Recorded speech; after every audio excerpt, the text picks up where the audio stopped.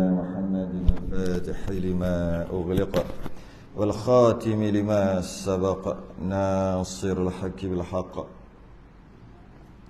والهدي إلى صراطك المستقيم صلى الله عليه وعلى آله وأصحابه حق قدره ومقداره العظيم. اللهم نور بالكتاب بصري وأتلق بلساني واشرح بي صدري واستعمل به جسدي بحولك وقوتك فإنه لا حول ولا قوة إلا بك سبحانك لا علم لنا إلا ما علمتنا إنك أنت العليم الحكيم ولا حول ولا قوة إلا بالله العلي العظيم. أما بعد, Alhamdulillah, kita rafa'kan kesyukuran, rasa terima kasih kita kepada Allah Ta'ala. Alhamdulillah, sambung kitab Badrut Tamam yang membicarakan tentang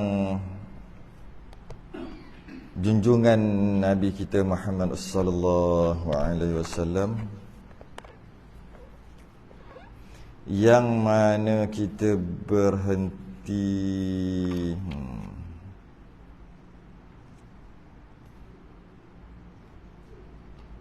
kisah kelahiran. Kita berhenti dekat kisah kelahiran Nabi sallallahu alaihi wasallam, yang mana Nabi lahir di Mekah, dibincangnya di Mekah. Kemudian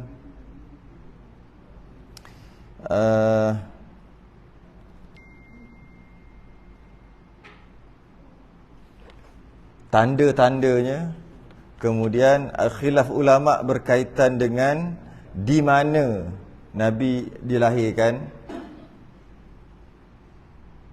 Ada yang kata rumah Muhammad bin Yusuf As-Saqafi, ada kata rumah Syi'ib ataupun dekat lembah ataupun lereng gunung. Ada ulama kata dekat rumah Abu Talib. Ada dia kata kat Radam dan ada kata kat Asafan atau Usfan. Ini semua khilaf ulama kat mana Nabi lahir.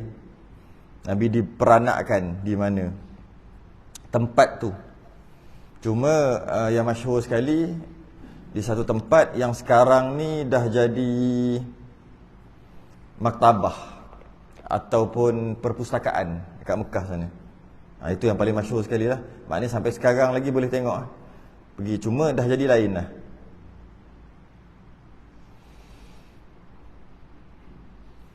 Dah jadi, patutnya dipelihara lah kan, patutnya dipelihara, tapi tak dipelihara pun.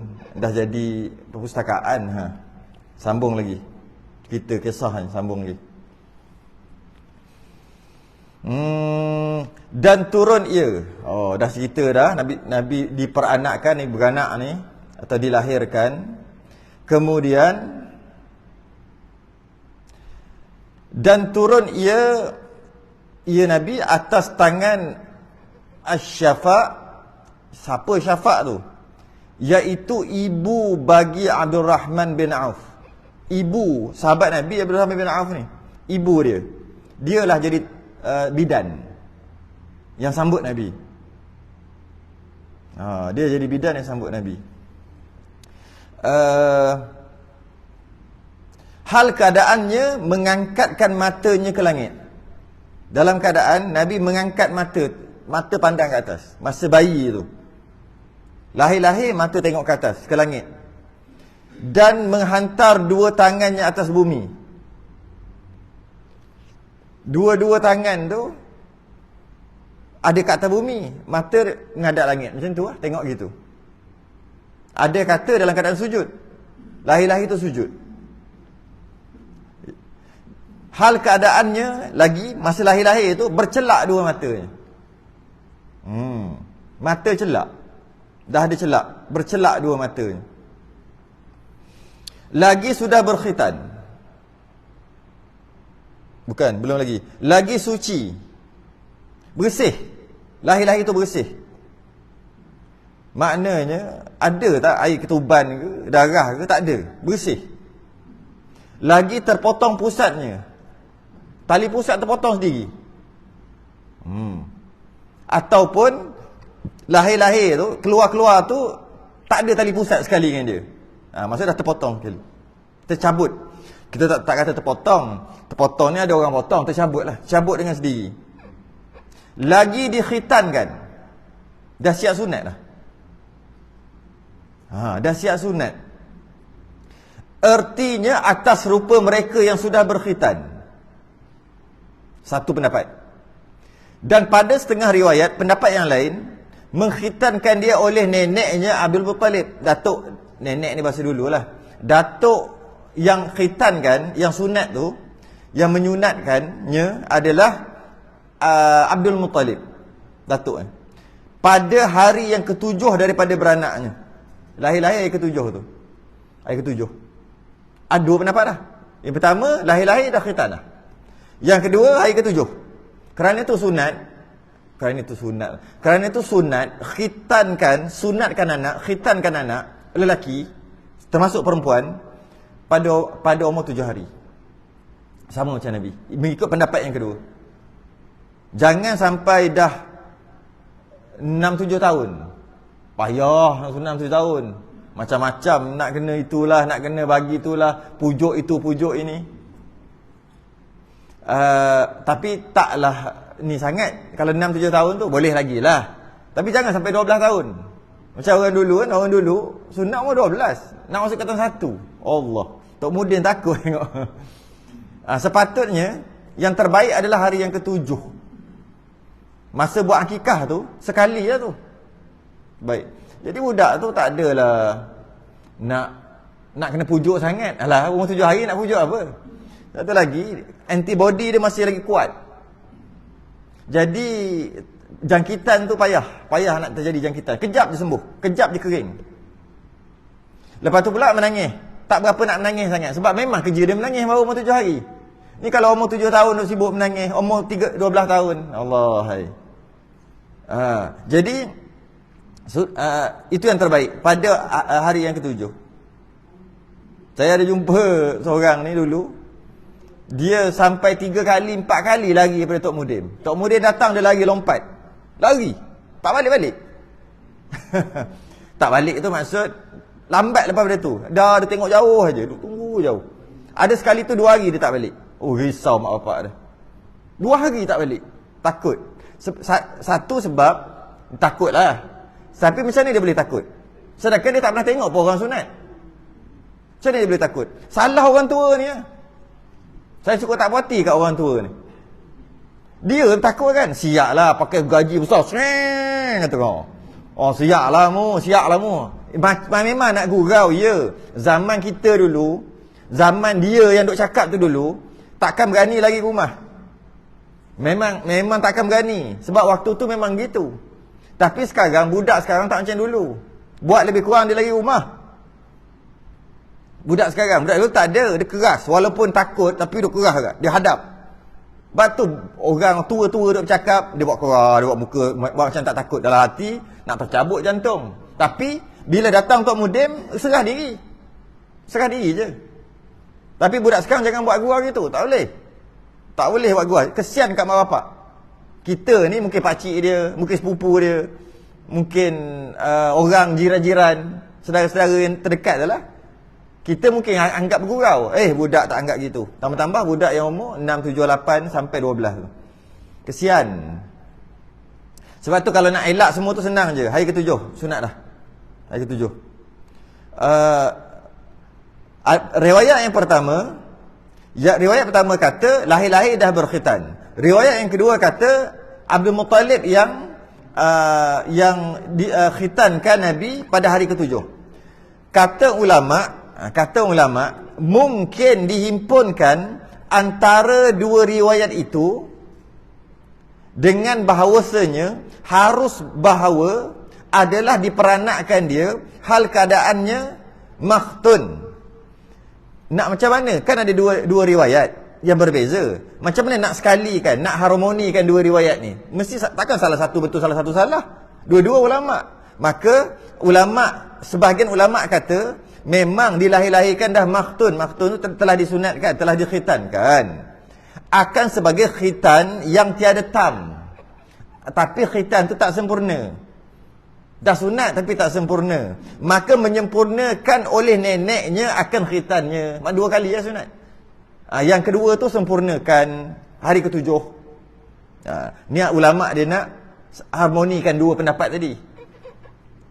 Dan kata Qil, ada pendapat lain mengatakan mengkhitankan dia oleh Jibril pada hari membelah ia akan dadanya pada sisi Halimatus Sa'diyah. Nanti kita akan cerita bab tu. Halimatus Sa'diyah yang menyusukan dia. Ketika waktu tu Nabi dah umur 4 atau 5 tahun. 5 tahun. Waktu tu dia duduk dengan ibu susuan dia Halimatus Sa'diyah. Waktu tu datang Jibril untuk belah dada, cuci hati dengan air Zam-Zam, dan waktu tu disunatkan sekali. Itu pendapat ketiga. Pendapat ketiga. Nanti kita bincang berkaitan dengan Halimatus Sa'diyah, tak masuk lagi bab tu. Okey, dan adalah bapanya bapa Nabi ni Sayyidina Abdullah. Wafat ia Sayyidina Abdullah. Sebab apa datuk dia ambil alih ni? Kan datuk dia sunatkan.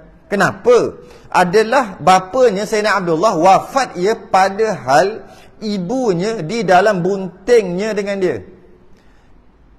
Ayah Nabi wafat ketika Nabi masih lagi dalam kandungan. Dan dari kerana inilah adalah yang menamakan bagi Nabi itu dan mengakikahkan baginya, yang namakan Nabi yang akikahkan, kalau ikut pendapat satu lagi yang sunatkan sekali pada hari ke-7 daripada beranaknya itu neneknya Abdul Muttalib. Sebab tu Abdul Muttalib yang ambil alih. Sebab dia memang gitu. Dia apabila kematian seseorang lelaki yang ada anak, maka yang ambil alih itu tanggungjawab adalah ayah si mati. Jika ada lagi lah, ayah si mati yang bertanggungjawab. Dari sudut nafkah semua ayah si mati. Jika ayah si mati dah tak ada, maka adik-beradik lelaki si mati. Itu dia punya turutan nafkah untuk anak tadi. Ini tidak. Dia lepaskan siapa? Mak tu lah, ibu tu lah. Balu tu, janda tu, kesian dia. Dia pula kena, mudah kita kata, bela anak dia. Memanglah tanggungjawab dia anak dia. Tapi bila kematian suami tu, adik-beradik suami tu, ataupun ayah kepada suami tadi, mereka yang bertanggungjawab tentang nafkah. Kalau tak cukup nafkah dekat anak tadi, tak boleh biar begitu, kena jawab ke nanti. Sebab itulah faraid dapat lelaki 2/3 daripada perempuan 1/3, ataupun 2/3, silap, 2 bahagian lelaki 1 bahagian perempuan. Sebab apa lebih dapat lelaki? Bukan saja dapat lebih tu, sebab ada tanggungjawab. Jika adik-beradik dia meninggal, ada anak belum baligh, tanggungjawab adalah dekat itulah yang dapat faraid banyak tu. Dan kalau kita tengok sekali kat sini, ayah Nabi SAW, dia ujian pertama yang dia terima adalah kematian ayahnya. Ketika dia belum dilahirkan, dah ada ujian untuk dia dah. Nabi dah terima ujian sebelum lahir, dah terima ujian, iaitu lahir tanpa ayah. Ibu ada tapi tanpa ayah. Hidup dia tanpa kasih sayang seorang ayah kat Mekah. Bila macam tu diserahkan kepada datuknya Syaibah, ataupun nama yang terkenalnya Abdul Muttalib. Nama sebenarnya Syaibah. Waktu tu Syaibah ni kalau kita kata pemerintah tertinggi, Perdana Menteri lah waktu tu Syaibah ni. Jadi apabila Syaibah ataupun Abdul Muttalib ni dia pegang aja Nabi, dia pegang aja datuk dia lah, dia pegang aja. Dia terus dapat merasakan sesuatu yang hebat akan terjadi dekat budak ni. Terus dia kata budak ni akan jadi hebat dan dia akan dipuji orang, sangat banyak puji. Maka dia kata, samaituhu Muhammadan, aku namakan dia yang sangat terpuji, yang sangat dipuji, yang sangat terpuji dan dipuji, iaitu Muhammad. Tu nama tu. Kerana dia dapat kata dia akan dipuji nanti. Dia terasa. Dia kata, sebab tu dia namakan Muhammad.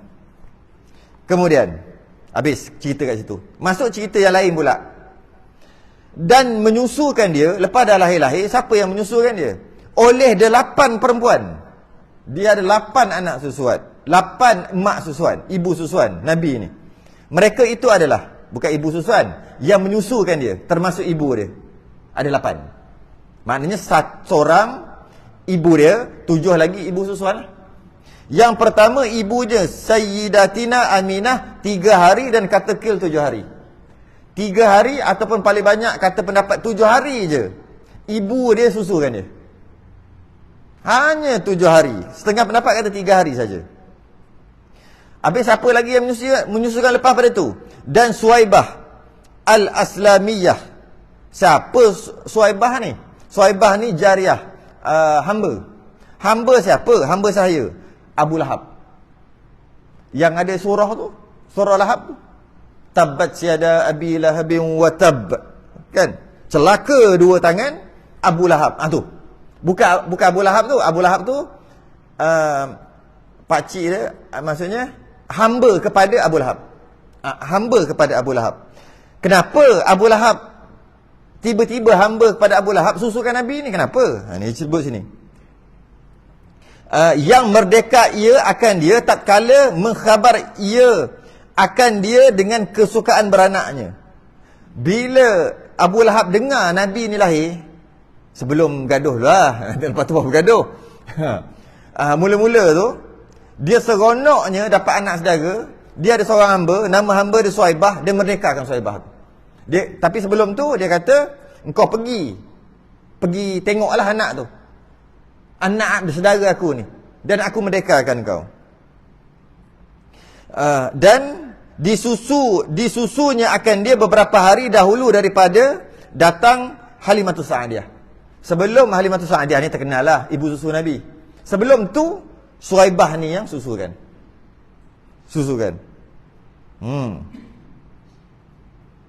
Siapa? Dia adalah hamba kepada Abu Lahab. Abu Lahab kan jahat. Ya, tapi gembiranya dia waktu lahir Nabi. Masa tu dia tak tahulah, tak tahu apa lagi. Dia cuma tahu anak saudara lahir, dia sangat seronok. Malah dia merdekakan Suwaibah dan dia suruh Suwaibah tu susukan lah. Maksudnya pergi tolong apa yang patut. 2. Yang ketiga, Khawlah binti Al-Munzir. Dia tak cerita panjang siapa. Yang keempat, Ummu Aiman. Hamba juga ni. Nanti ada sebut Ummu Aiman ni. Ummu Aiman ni bangsa Habsyah, kulit hitam.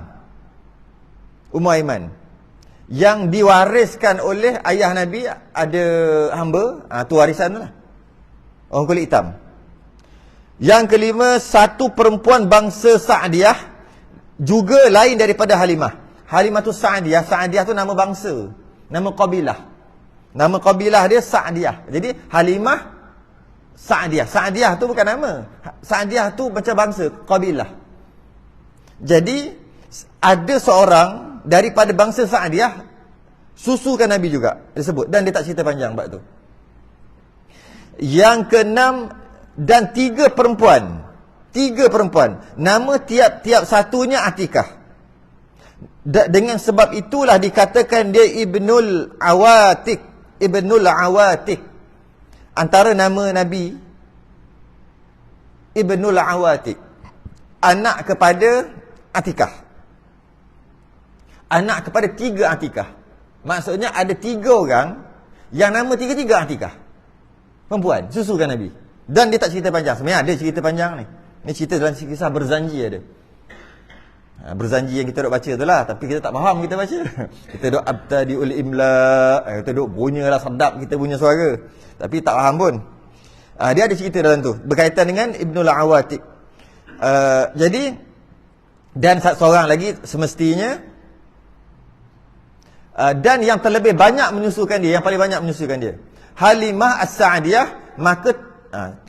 Maka tatkala takut ia atasnya, mengembalikan ia akan dia kepada ibunya. Ini cerita. Kenapa pula tiba-tiba Halimah As-Sa'diyah takut ni? Okay, nanti dulu. Jadi kalau kita tengok ibu susu Nabi, pertama ibu dia sendiri, kemudian hamba, kemudian ada hamba yang jenis kulit hitam, Kemudian ada bangsa Sa'diyah ni, satu bangsa yang pandai pidato, yang pandai cakap. Bahasa dia tu, bahasa original, bahasa baku original. Dan ada macam-macam yang ibu susuan Nabi. Kat sini kita dapat faham, kat sinilah sikap Nabi tu, pengaruh daripada tengoklah ibu susuan dia. Sebab tu dia sangat merendah diri Nabi. Kenapa? Dia menyusu dengan hamba. Maka sifat kehambaan ada kat dia. Dia ada menyusu dengan bangsawan. Maka dia ada sifat jumpa bangsawan, orang dari bangsawan, raja-raja, dia punya karisma keluar. Tapi dengan orang-orang biasa-biasa, dia akan jadi turun seterendah-rendahnya. Jumpa dengan orang-orang yang hamba-hamba, orang-orang miskin, dia jadi sama, seolah-olah sama. Jumpa dengan pembesar, dia jadi macam besar pula. Bila dia berhujah, rasa macam dia punya hujah, Masya Allah. Sebab apa? Sebab tengok ibu susuan dia. Sebab tu lah Allah takdirkan ibu susuan Nabi ni ramai, yang mana kesan daripada susuan tadi tu, itulah jadi sikap Nabi yang sangat terbaik. Cuma kita nak bincang sikit adalah panjang sikit cerita ni, adalah kenapa dia kata dan terlebih banyak menyusukan, yang paling banyak menyusu Nabi adalah Halimatus Sa'diyah. Okey, kita faham. Sebab Halimatus Sa'diyah yang pera Nabi. Maka pertama, macam mana Halimatus Sa'diyah boleh ambil Nabi tu? Tu satu. Sebab dia bukan saudara. Yang kedua, maka tatkala takut ia atasnya, mengembali ia kepada ibunya. Sampai satu tahap Halimatus Sa'diyah takut. Bila takut, dia ambil baliklah Muhammad ni. Tak nak dah lah, tak nak bela dah lah, ambil balik. Kenapa takut? Tu ada kisah dia. Kisah dia agak panjang jugalah. Dulu macam mana boleh jadi tiba-tiba Halimatus Sa'diyah boleh susukan Nabi? Macam mana kisah dia? Kisah dia adalah bermula pada waktu itu di Mekah. Pertama, kat Mekah ni satu bandar yang sibuk, tempat orang-orang kaya duduklah kata. Satu bandar, dekat bandar. Ada juga bandar-bandar yang lain waktu tu. Antaranya Syam pun satu bandar yang orang kaya-kaya duduk, orang peniaga dan sebagainya. Syam ni sekarang ni Syria, Jordan, Lebanon, Palestin. Itulah Syam dulu. Syam kita sebut Syam, Nabi berniaga Syam tu 4. Sekarang dah jadi 4 buah negara. Syria, Jordan, Lebanon dan Palestin. Itulah Syam. Jadi Syam adalah satu bandar yang maju, lebih maju daripada Mekah. Cuma Mekah juga bandar. Maka orang-orang kaya lah, orang bangsawan duduk situ. Orang-orang kampung duduk pinggir-pinggir bandar Mekah. Adat orang Arab, bayi dia tak pera sendiri. Tak pera sendiri. Adat dia, orang Arab yang kaya-kaya ni lah, orang bangsawan, dia tak memelihara anak mereka sendiri. Sebab dia nak bagi anak tu kuat. Adalah beberapa sebab. Antara sebab lain, dia hantar ke pedalaman anak dia tu. Lahir-lahir hantar terus. Dalam seminggu 2 minggu je pegang, lepas tu hantar terus. Itu memang adat orang Arab. Dia hantar kat pedalaman untuk kebaikan budak tu juga. Sebab dia tahu, dekat bandar ni dia tahu macam mana keadaan dekat bandar ni. Jadi bila dia hantar ke pedalaman, dia dapat kehidupan yang baik. Dia dapat environment yang baik. Sehat dari sudut udara, lebih sehat daripada kat bandar. Dari sudut samalah macam kita ni, tak tercemar. Dari sudut makanan segar kat kampung kan, bandingkan kat bandar. Dari sudut ketahanan diri, maka dia dapat belajar berkaitan dengan peternakan, pertanian, tunggang kuda. Kat bandar tak ada. Budaya-budaya yang baik masih lagi ada kat kampung. Kat bandar tak ada. Bahasa yang asal dan fasih dekat kampung, asal. Dekat bandar jadi lain lah. Tak ada dah, duk gualu-gualu lah kat bandar. Tak ada dah. Tengoklah budak TikTok bercakap, pening bala, tak faham. Budak WeChat, budak TikTok tak faham apa benda kau bercakap ni. Kan? Jadi bahasa asalnya adalah di kampung lah. Dari sudut makanan, environmentnya, dari sudut pelajaran, dari sudut percampuran masyarakat, semua kampung lebih baik daripada bandar. Dulu pun macam tu, zaman Nabi pun macam tu, zaman sekarang pun macam tu. Zaman sekarang macam tu. Jadi, beberapa minggu selepas kelahiran Nabi, maka nak hantarlah, Nabi samalah. Nak hantar kepada orang. Yang mana waktu tu, dia ada macam mana tau? Dia ada satu kelompok orang pendalaman, tapi taklah pendalaman sangat, dia pinggir bandar. Bila beranak je, katalah ramai, katalah 20-30 orang, dia orang berkumpul, dia orang akan pergi bandar. Sebelum tu dia hantar utusan, dia kata kita orang ni maksud orang kampung ni, perempuan-perempuan yang sedang menyusukan anak, nak pergi bandar. Jadi siapa yang nak serahkan anak, datanglah ke tempat tu. Ada satu tempat. Jadi mereka buat rombongan. Sebab perjalanan tu lama, makan masa berbulan perjalanan. Jadi bila sampai nanti dia pilih lah. Tengok, tak apalah, anak aku jaga gitu. Dan dapat upah. Yang jaga tu dapat upah. Susu dapat upah dan jaga dapat upah. Upah pula mahal. Kalau orang kampung nak bagi kepada orang lain anak, Allah kata baik aku jaga sendiri. Tapi kalau orang bandar, dia bayar mahal. Jadi kalau melahirkan anak aja ada susu aja, lepas ni senang hidup kita. Macam tu lebih kurang. Suami dia kata. Jadi lepas pada tu dia pergi. Lepas dah boleh habis pantang lah, kita kata. Habis pantang tu, pergi ke bandar-bandar. Dan pergi tu secara grup. 20, 30, 40, 100 orang. Nanti, bila pergi-pergi, diorang dah tahu dalam perjalanan pergi, diorang akan tunggu yang mana nak serahkan anak. Jadi diorang pilih lah. Nampak muka baik tu diorang tu. Nanti kan anak kita kena dera pula. Waktu tu tak ada dera-dera waktu tu. Okey, tengok, ni macam ni, okey, ni baik ni. Okey, dia bagi. Kau, berapa setahun? Berapa sebulan? Adalah bayaran-bayaran ni. Jadi, ketika beberapa minggu selepas kelahiran Nabi, diberitakan penduduk Bani Sa'ad akan datang. Sa'adiyah tu lah. Bani Sa'ad akan datang dan dia hidup dekat pinggir kota. Okeylah, taklah pendalaman sangat. Pinggir kota, on the way dalam perjalanan ke kota Mekah. Dan mereka ini terkenal dengan pemidato yang baik. Jadi, kalau anak duduk dengan diorang, anak ni pandai bercakap, pemidato yang baik. Jadi bila diorang sampai, kontrak dia 2 tahun. Kalau tidak, tak balui. Kontrak 2 tahun. Bayaran ni Allah Alam lah berapa bayar. Kontraknya mengasuh, menyusu 2 tahun.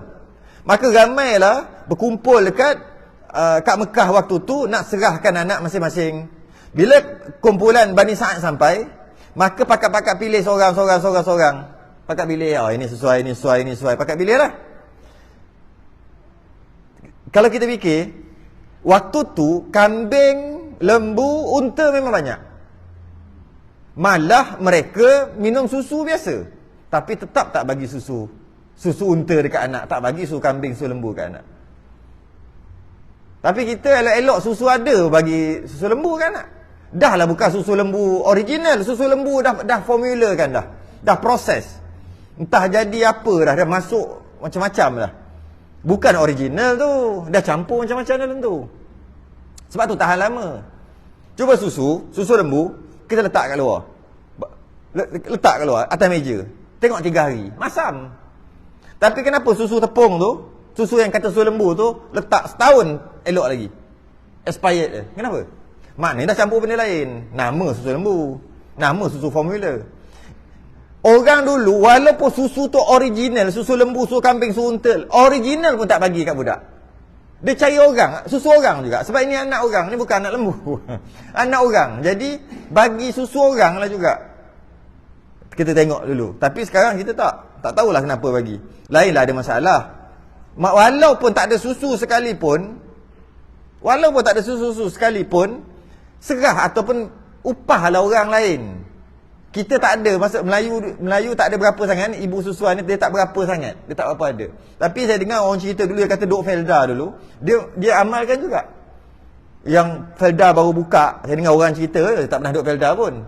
Bila baru buka, dia jadi macam saudara mara lah yang tu. Takkanlah nak bergaduh, dah berapa kerat je duduk lautan tu. Dengan harimau, dengan apa semua.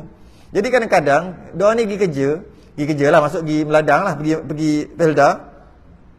Dekat rumah tinggal anak yang umur 5 tahun, lepas tu ada mungkin umur 10 tahun yang boleh jaga, lepas tu ada baby kata tinggal je. Dan ada yang ibu-ibu yang baru bersalin dalam pantang, dia tak boleh keluar kerja lagi, dia duduk lah. Kadang-kadang dia tengok jiran dia bising, anak dia menangis. Kakak je umur 10 tahun, adiknya umur 7 tahun, adik yang paling kecil umur 1 tahun contoh. Dua menangis. Takkan nak biar je. Jadi dia bagi susu. Ada dia amalkan lagi lah. Nanti kalau anak aku, kalau tak boleh, diorang ni tak reti nak buat apa, kau bagilah susu kat anak aku. Macam tu lah lebih kurang. Tapi hati-hati juga. Semua jadi ibu susuan tu, takut kahwin adik-beradik kan. Adik-beradik susuan. Ada tak? Tapi kalau kita secara umum, kita tak berapa nak amalkan. Tak berapa nak amal. Sepatutnya boleh je. Cari ibu susuan untuk disusukan anak tu. Kemudian, akhir sekali, semua orang tak nak dekat Nabi. Tak nak ambil jadi ni. Tak dapat kata sepakat. Sebab apa? Nabi ni kan anak yatim. Anak yatim tak lumayan lah bayarannya. Anak yatim tahu dah. Bila anak yatim ni tak lumayan. Jadi orang tak apa. Mungkin dia kata, okay, mana sana anak yatim? Sini anak ada mak ayah. Dia tak tengok lah dekat bayi tu. Kalau dia tengok Nabi mesti nak terus punya. Tengok bayi. Nabi ni daripada kecil orang tengok terus nak pegang. Tapi tak tengok lah, cuma dia tahu, sana yatim. Sana yatim tak payah tengok lah. Cari yang sini gitu aja. Sehinggalah ada satu pasangan suami isteri, Al-Harith dengan Halimatus Sa'diyah. Unta dia orang susah. Unta dia kurus sikit. Jadi jalan lambat. Jadi lambat sampai daripada kawan-kawan dia yang tadi, rombongan tadi. Sampai-sampai semua dah balik. Alamak, tak ada. Ada seorang lagi tapi anak yatim. Sana bang. Yatim pun yatim, kita mari jauh. Dah lah kita, diorang dah start balik dah. Kumpulan kita dah balik dah. Kita baru sampai. Habis takkan kita nak balik tangan kosong? Macam mana? Tak bincang dengan suami dia. Alah, yatim pun yatim lah. Kalau tidak tangan kosong kan. Bila dia pergi tengok je Nabi Halimatus Sa'diyah, tengok. Tadi tak tengok. Tengok, pegang je. Riwayat kata terus susu Halimatus Sa'diyah penuh. Bengkak susu terus. Mulalah peristiwa pelik satu demi satu berlaku. Ketika naik unta, dah lah dia lambat sampai sebab unta dia kurus. Unta dia tu slow jalan. Unta kebiasaan boleh jalan 30-40 km sejam. Kalau unta yang laju, yang unta merah tu, unta laju, unta Mercedes punya, BMW punya unta ni, brand power saya tak kerti nak sebut, ada unta merah dia panggil. Kalau brand, kalau kenderaan tu BMW, Mercedes lah, dia boleh pergi 65 km sejam. Tapi kalau setakat Proton Pro 2 ni unta jenis tu lah, harga tu 30-40 km je. Unta dia macam kancil. Unta dia 15 km sejam. Jadi sebab tu sampai lambat. Bila balik, Nabi naik je atas unta tu boleh pergi 65 km sejam. Dan dia potong yang tadi tu. Asalnya rombongan tu tinggal dia potong, dia sampai dulu. Selepas automatik sampai rumah Halimatus Sa'diyah, dia ada kambing, dia ada bela kambing, tapi waktu tu kemarau. Jadi kambing semua kurus. Nabi sampai aja, semua kambing-kambing Halimatus Sa'diyah buat keluar susu. Dan lepas pada tu, tak lama lepas tu menghijau sekeliling. Orang semua pelik Halimatus Sa'diyah. Dan anak-anak Halimatus Sa'diyah makan sikit dah kenyang. Makan sekali dengan Nabi, makan sikit kenyang. Tapi kalau tak makan sekali dengan Nabi, makan banyak pun kenyang, makan biasalah. Ini pun juga berlaku dekat Abu Talib. Anak-anak Abu Talib pun sama juga. Anak Abu Talib ramai-ramai. Anak Abu Talib miskin, anak ramai. Bila makan sekali dengan Nabi, cepat, makan sikit dah kenyang. Tahan lama. Tapi kalau tak ada Nabi tak makan ke apa ke, makan macam biasa. Mulalah sedikit demi sedikit keberkatan Halimatus Sa'diyah tadi. Sehinggalah tamat kontrak 2 tahun. Oleh kerana makin seronok, makin kaya, makin seronok, tak nak lepas lah. Sebelum ni macam tak nak lepas lah. Lepas 2 tahun, dia minta extend kontrak lagi 2 tahun. Lagi 2 tahun, minta lagi 2 tahun. Kemudian ini yang kata ni. Yang dalam kitab dia kata, maka tatkala takut ia Halimatus Sa'diyah, takut ia atas Nabi, takut apa kat Nabi? Mengembali ia akan dia kepada ibunya. Dia kebagi, tak nak dah pegang Nabi. Kenapa tiba-tiba takut? Padahal mula 2 tahun yang pertama, extend lagi 2 tahun. Ada setengah riwayat kata lepas 2 tahun nak extend lagi 2 tahun.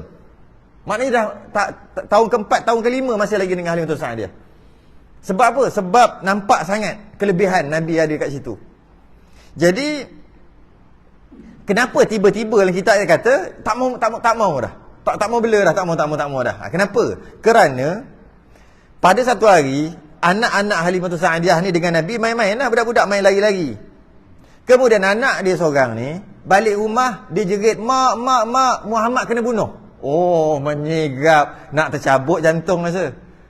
Biru, pucat muka. Dah lah anak orang. Sayang pula, dia pun sayang juga, dia sendiri pun sayang. Anak orang lagi. Dah orang tu nak anak, aku nak extend pula. Tak macam tak nak bagi. Maknya berat hati. Siti Aminah berat hati. Bagilah juga. Walaupun berat dia pun dia jaga bagus. Tiba-tiba anak dia kata Muhammad kena bunuh. Mana tak tahu tercabut rasa jantung. Rupa-rupanya maksudnya Jibril datang waktu tu.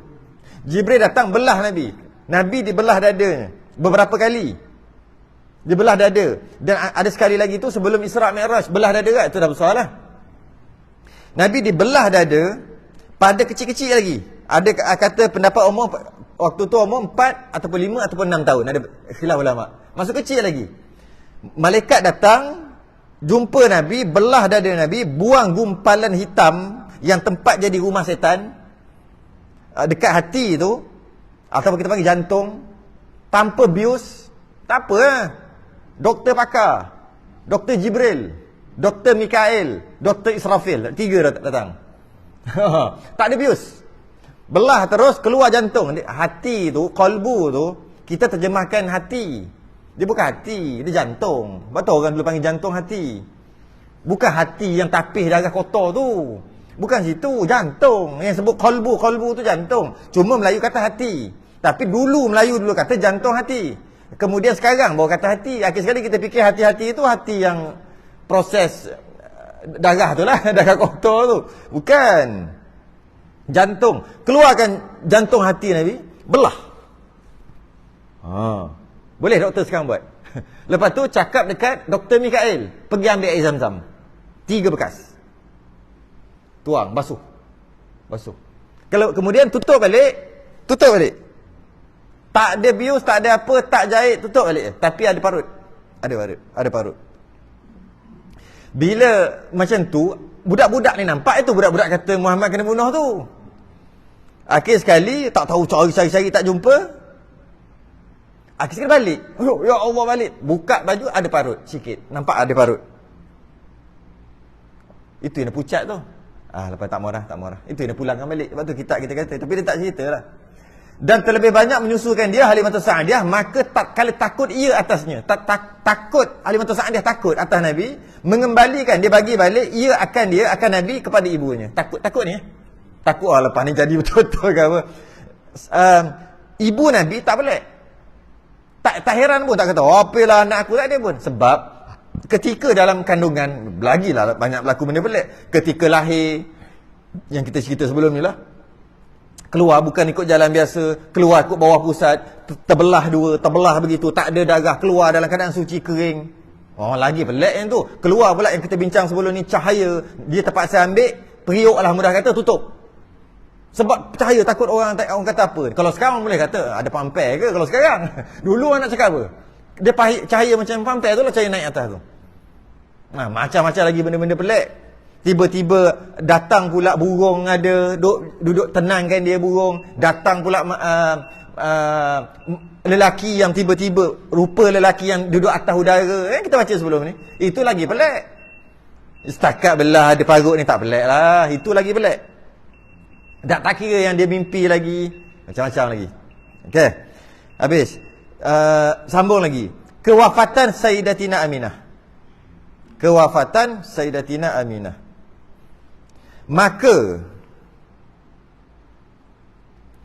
Maka keluar dia oleh ibunya.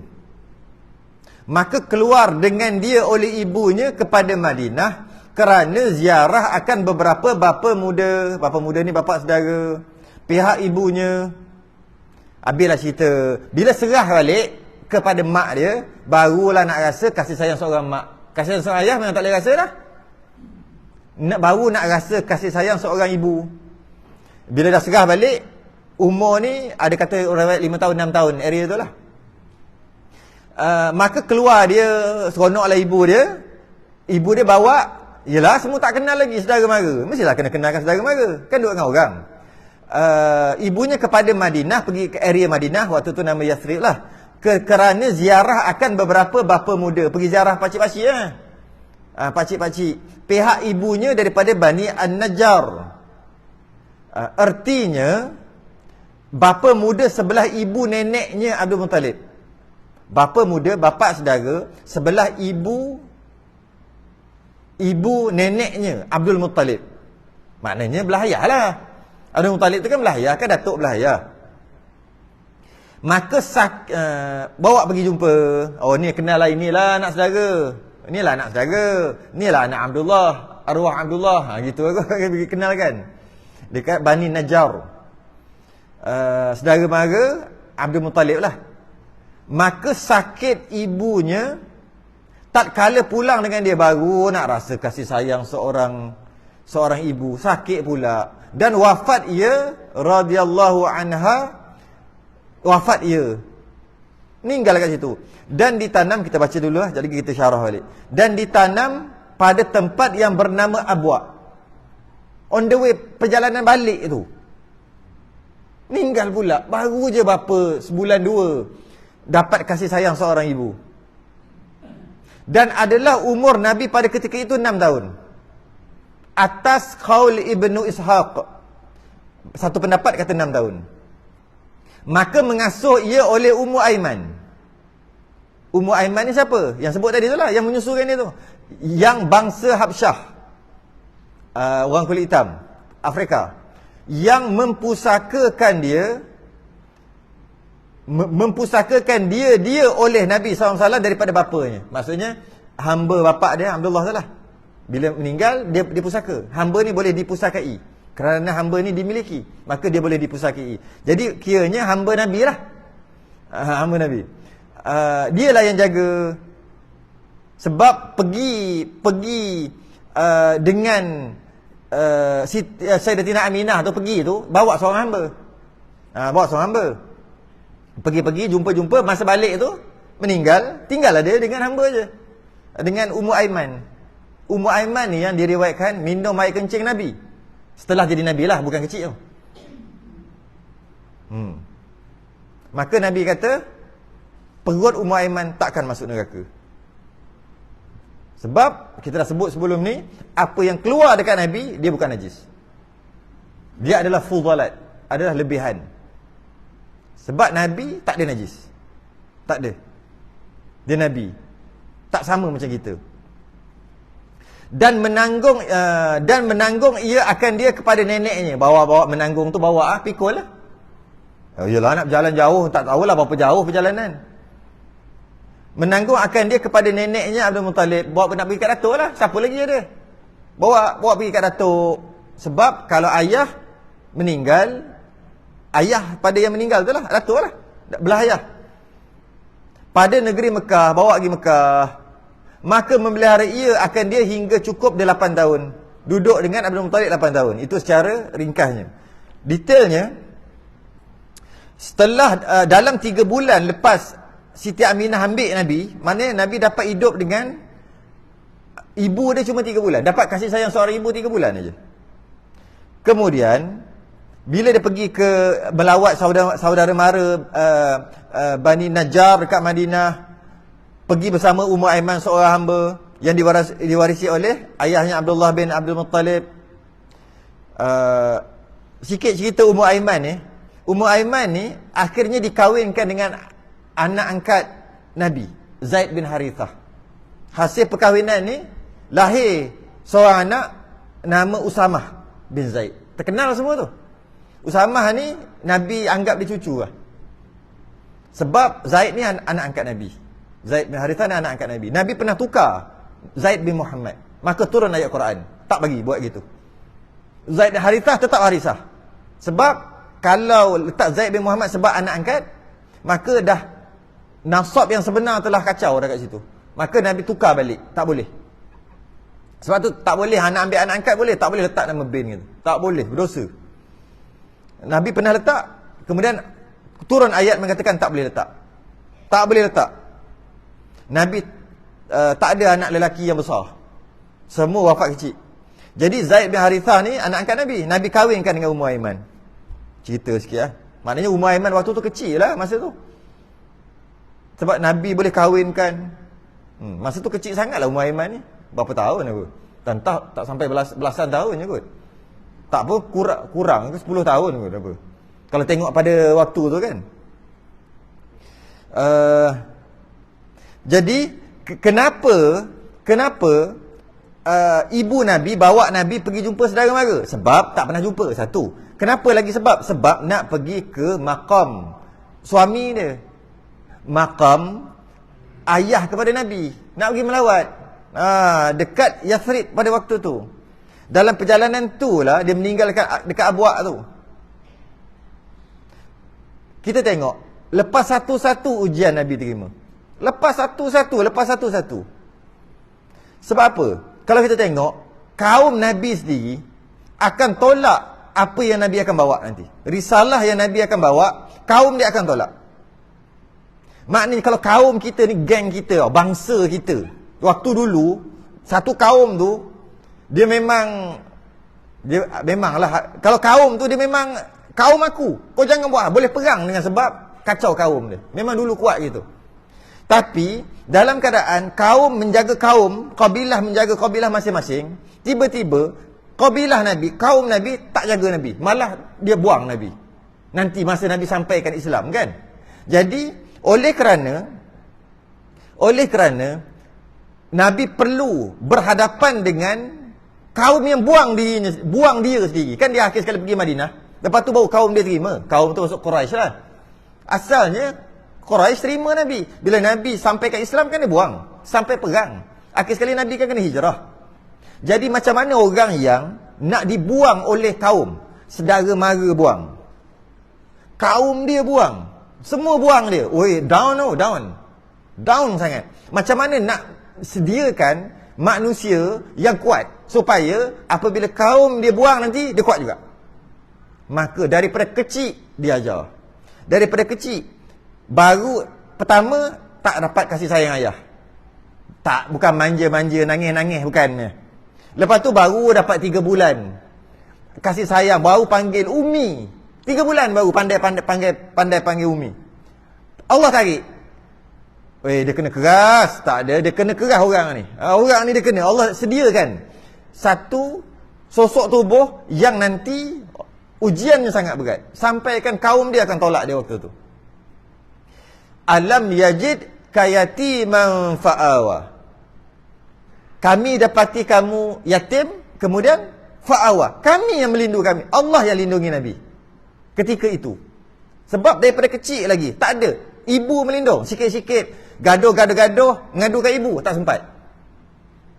Ada orang pukul, ngadu kat ayah, tak ada.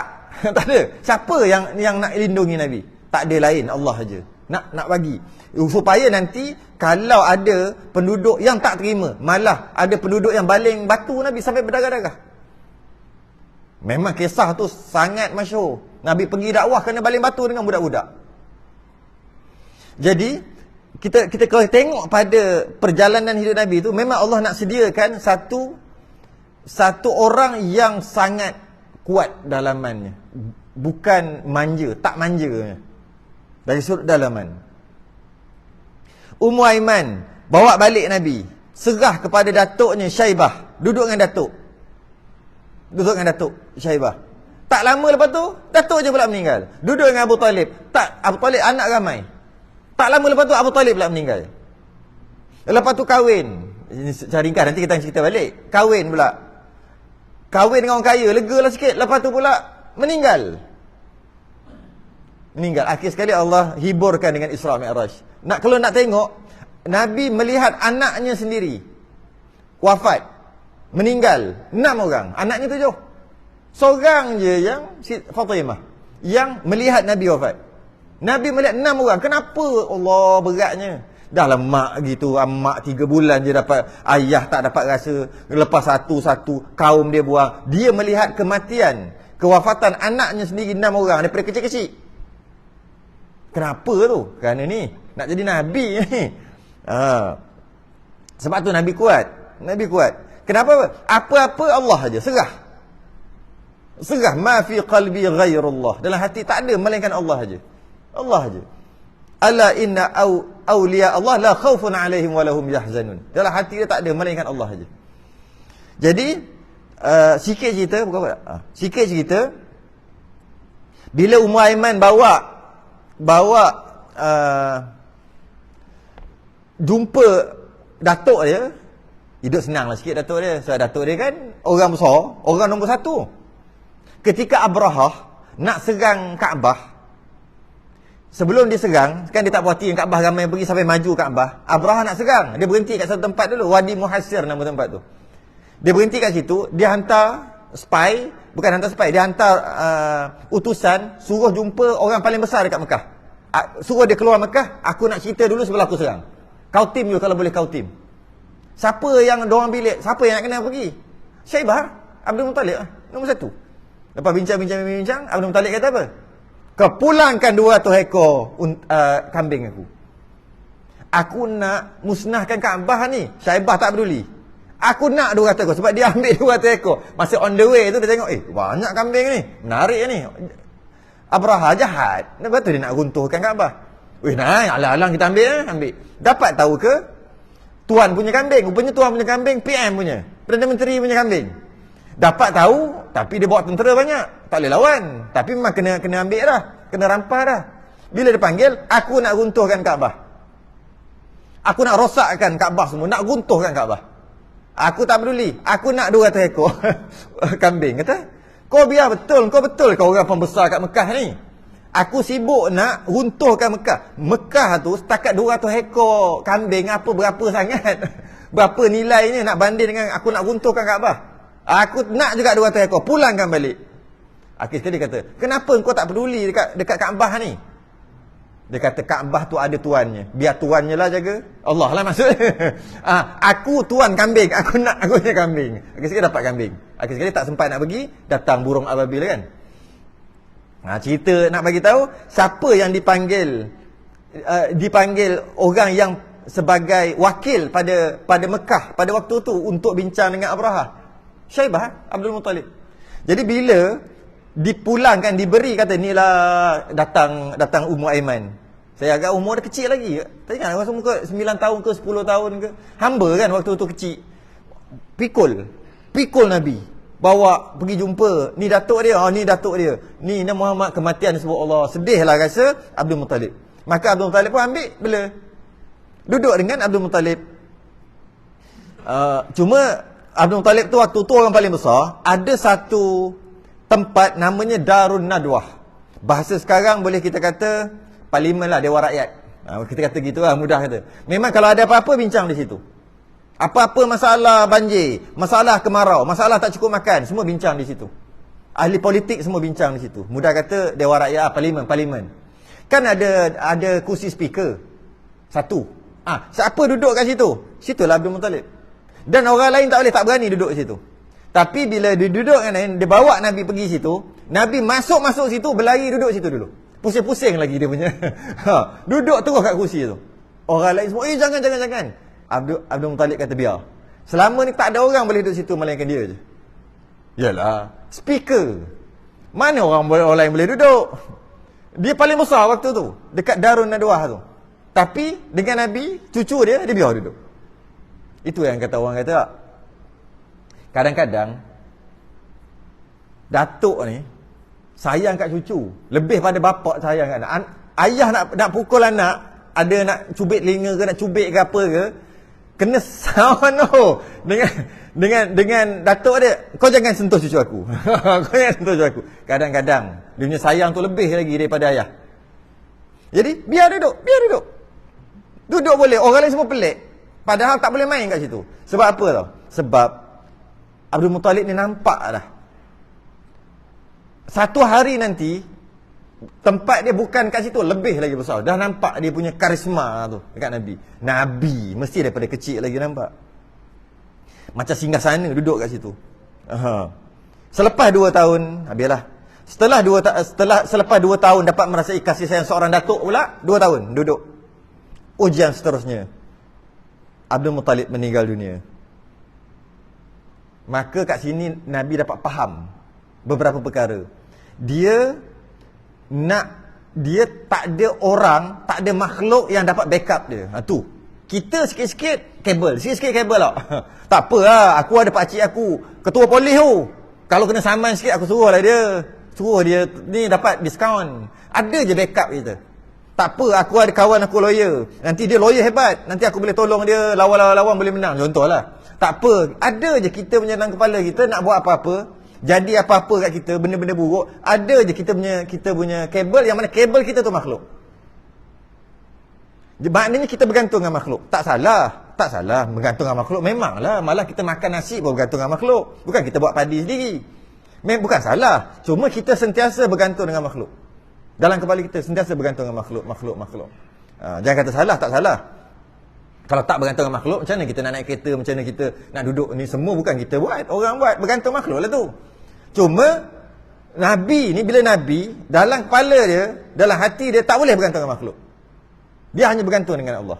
Kita murtabak kita sekadar bergantung dengan makhluk lah. Tak kita gitu. Cuba tak ada duit, jalan macam mana? Lembek, masa muka. Cuba ada duit, kan lain macam dia jalan. Alah, cerita Piramli tu, apa nama tu? Lepas dapat harta tu, saya kena tukar saya punya jalan. Baru dapat sikit, dah kena tukar jalan dah. Memanglah, bila ada duit, dia lain macam dia rasa dia punya cakap tu. Dia punya nada cakap tu lain. Cuba tak ada duit, lembek je. Kenapa? Kita bergantung dekat makhluk. Bukan salah, memang kita kena bergantung dekat makhluk. Sebab tu martabat kita. Ada orang satu martabat yang tinggi, taklah sampai martabat Nabi, martabat yang tinggi, dia tak bergantung pada makhluk. Ada duit ke tak ada duit, sama je. Sakit ke tak sakit, sama. Tapi payah nak cari. Tapi ada lah awliya Allah, para wali Allah, orang-orang hebat. Dia tak bergantung langsung kat makhluk. Aku peduli apa dia tak gantung. Tak bergantung langsung kepada makhluk. Pergantungan ni hanya pada Allah. Walaupun dia tak bergantung pada makhluk, dia makan nasi juga. Dia makan nasi, makhluk juga tu. Cuma dia kata nasi ini Allah yang bagi. Melalui dia, melalui orang ni, melalui petani, melalui ini. Kenyang. Bila kenyang, bukan nasi yang mengenyangkan aku. Allah yang mengenyangkan. Melalui nasi itu. Cuma Allah yang mengenyangkan. Allah boleh bagi kenyang walaupun tak makan nasi. Dia sentiasa ada benda tu. Pergantungan dia hanya ke Allah. Kita tak. Kalau tengok nasi macam ni, nyanda apa ni? Dah rasa dah. Padahal belum tentu. Bila tengok Allah nasi sikit, tak cukup ni. Nak makan lagi lah, masak dulu. Nanti kan makan pula, putus molak dia panggil. Potong sting. Tengah makan nak tunggulah nasi itu kering. Jadi tunggu dulu. Kita tengok, kita kata nasi itu yang seolah-olah nasi itu sikit tak cukup kenyang. Betul, kita tak kata nasi itu mengenyangkan. Kita tak kata gitu. Cuma pergantungan kita pada makhluk. Bila kuat pergantungan kita pada makhluk, tak apa, nak macam mana? Nabi tak macam tu. Pergantungannya hanya pada Allah. Sebab daripada kecil lagi, tak ada ayah, nak gantung kat ayah tak ada, nak gantung kat mak tak ada, nak mengadu tak ada, nak bergantung dekat datuk tak ada, dah meninggal, nak bergantung kat siapa-siapa tak ada. Maka tawakalnya bukan dekat pangkat dan keturunan. Sebab pangkat dan keturunan datuk dah tak ada dah. Bukan dekat orang-orang yang besar, orang yang hebat, tidak. Malah bukan dekat harta sekalipun. Sebab dia tak ada harta, orang miskin kan Nabi. Maka pergantungannya hanya untuk Allah. Jadi kenapa hidup Nabi itu keadaan begitu? Kerana nak buat satu persediaan untuk dia. Satu ujian yang sangat besar. Apabila umur 40, terima wahyu, sampaikan wahyu, semua orang reject dia. Keluarga dia reject dia juga. Selama 13 tahun berdakwah, cuma 300 hingga 500 orang je yang beriman. 13 tahun. Nabi wafat 63. Mana ada lagi 10 tahun aja. Maka tak kira, pergantungan hanya pada Allah. Tak kira. Sebab tu Nabi dia orang terakhir hijrah. Kalau dia penakut, dia bergantung dekat makhluk. Sebab ada satu kerajaan yang kita panggil kerajaan Yathrib, kerajaan Madinah, nak lantik Nabi kan. Kalau dengar macam tu, dialah orang pertama hijrah. Tapi kenapa Nabi orang tak akhir hijrah? Sahabat dulu pergi hijrah, Nabi orang tak akhir hijrah. Itu bukan rupa orang takut tu. Orang takut, dapat berita, bahawasanya ada kerajaan yang nak lantik dia, dialah orang pertama pergi. Tapi dia tak, dia suruh sahabat dulu pergi. Sahabat pergi seorang. Dia orang terakhir pergi hijrah. Itu bukan orang takut tu. Tidak, sebab apa? Pergantungannya hanya pada Allah. Relax, hanya pada Allah. Itu Nabi. Jadi kita berhenti dekat kewafatan Abdul Muttalib dan wasiatnya kepada Abi Talib. Abdul Muttalib pun wafat pada Nabi umur 8 tahun. Lepas tu macam mana duduk dengan siapa? Duduk dengan Abu Talib, wasiat daripada ayahnya, iaitu Abdul Muttalib, wasiat. Sedangkan Abu Talib anak ramai. Macam mana tu? Wallahu alam. Sambung akan datang. Tangguh dulu. Sedang tasbih kafarah dan suratul subhanakallah wa hamdik asyhadu an la ilaha illa anta astaghfiruka wa atubu. Bismillahirrahmanirrahim. Wal 'asr. Innal insana lafi khusr illa alladhina amanu wa 'amilus salihati wa tawassaw bil haqqi